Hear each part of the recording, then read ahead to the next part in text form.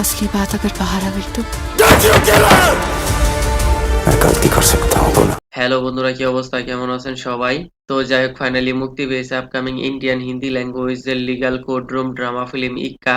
Recently সিনেমাটি আমি দেখেছি, তো চলুন দেখা যাক কেমন হয়েছে এই সিনেমাটি। তো ভাই সাব, নো ডাউট সিনেমার কাস্টিং তো মোটামুটি ঠিকঠাকই দেখা যাচ্ছে, যেখানে Sunny Deol role played by Ajay Mehra, Akshaye Khanna role played by Shariya Mangar, Dia Mirza and Tillotama Swami with many other actor.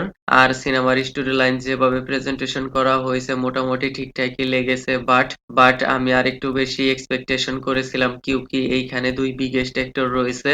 তো কোই বাত নেই। আর সিনেমার স্টোরি লাইন যেখানে অক্ষয় খান্নার উপর মার্ডার কেসের আরোপ করা হয়, লেকিন তার ডিফেন্ডিং লয়ার হলো সানি দেওয়াল, যে এখন পর্যন্ত একটি কেসও হারেনি।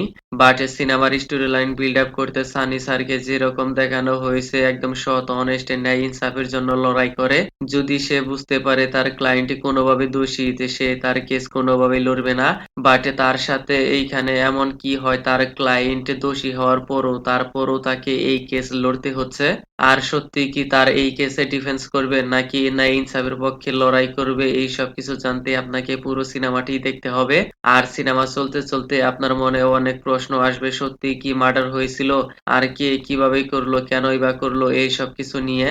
প্রায় সোয়া ২ ঘন্টার উপরের এই সিনেমাটি আপনাকে শুরু থেকে হুক করে রাখবে। আর আপনার যদি কোর্টরুম ড্রামা বেসিস কন্টেন্ট ভালো লাগে, তাহলে এই সিনেমাটি দেখতে আপনার অনেকটা ইন্টারেস্টিং ফিল হবে। বেশ কিছু টুইস্ট টার্নস রয়েছে, আর তাদের দুইজনের সম্পর্কের কেন এতটাই ফাটল রয়েছে তারও ফ্ল্যাশব্যাক স্টোরি দেখালে আরো বেটার হতো। আর ক্লাইম্যাক্স নিয়ে আমার একটু অসন্তুষ্টি রয়েছে, যে মেয়েটিকে মার্ডার করা হয় তার ন্যায় ইনসাফ পাইয়ে দেওয়ার ব্যাপারটা কোর্টরুমের মধ্যে অনেকটাই ফোকাস করা হয়নি।